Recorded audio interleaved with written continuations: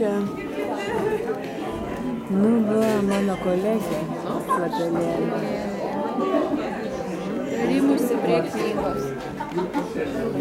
O čia jos Čia knygynas pardavinėti leidiniai, taip, tai yra originalai.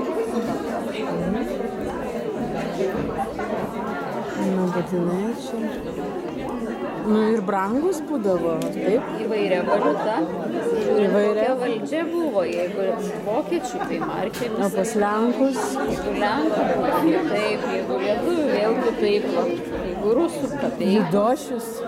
Čia Rusas Judošius ar šiaip Judošius religinė tematika? Ne, apie išdaviką tokį tiesiog.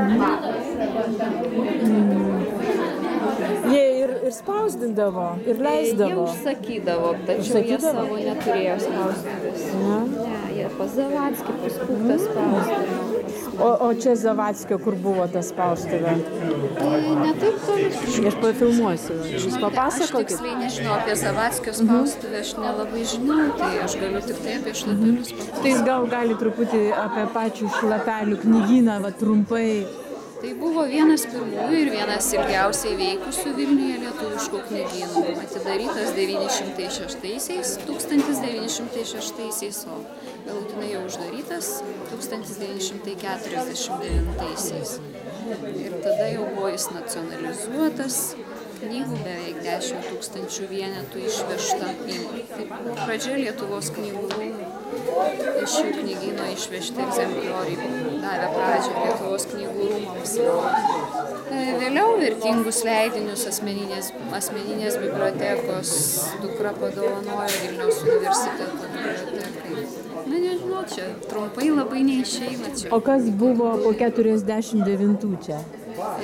Namą taip pat nacionalizavo, Šlapelienei liko 2 kambariai, o visur kitur gyveno svetimi žmonės, buvo komunaliniai butai įrengti, tai tokia istorija. O kai nepriklausomybė paskelbė, kaip atsitiko su tais gyventojais ir kaip čia tas atsirado toks kaip ir Tai buvo Šlapelienės testamento įvykdymas. Dukra pasirūpino, kad atgautų savo tėvų namą senamiestyje. Dukra Gražutė Šlapelytė, ji gyveno Santa Monikoje, Amerikoje.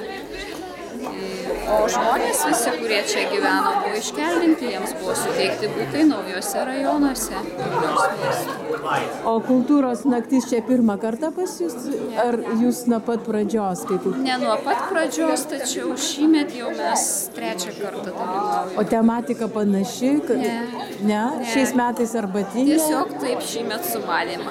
Na va, reikia pafilmuoti tos, kuriems pasisekė šiandien pas jūs apsilankyti, pasivaišinti. O arbata iš ko? Arbata imbierinė, Šlapelienės firminė, visus ir pas ją būdavo arbata kartu prie knygų? Ne prie knygų, tačiau jinai labai mėgo svečius namuose priiminėti ir visus pavaišindavo arbata. O čia tam kiemelyje ar ir turėjo kokią kitą? Kambariai, antrame aukšte.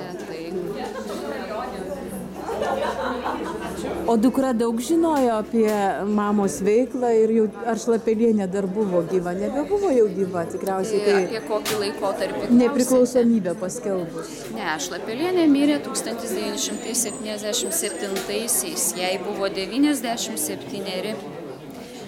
O dukra, kai nepriklausomybę paskelbė, tai jinai gyveno vis dar Amerikoje, jinai ten ir mirė Amerikoje, bet palaidota Rasose. Kieno iniciatyva buvo tuos tokius namus Šlapelienės atgaivinti? Gražutė Šlapelytės iniciatyva. Taip, įdėjo labai daug pastangų ir savo asmeninių lėšų, kad čia atsiras, ta prasme, remontams. Remontas.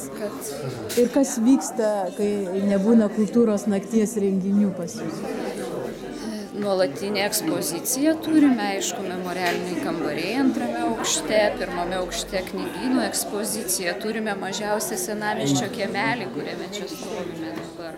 Turime galeriją, turime rūsius autentiškus 15-16 amžiaus. Čia labai daug veiklų įvairių vyksta, todėl kad labai daug renginių visokiausių būna, mes priimame ir įvairius dailininkus eksponuoti savo darbus, ir įvairūs koncertai, knygų pristatymai vyksta. Žodžiu, čia niekada nebūna tuščia. O kas remia ir kaip išsilaiko šitie namai? mes priklausome Vilniaus miesto savivaldybei. Užtenka skiriamų lėšų? Aišku, kad ne. Iš nieko tenka kartais daryti. Bet pavyksta? Kaip matot, va. Tai ačiū Jums labai.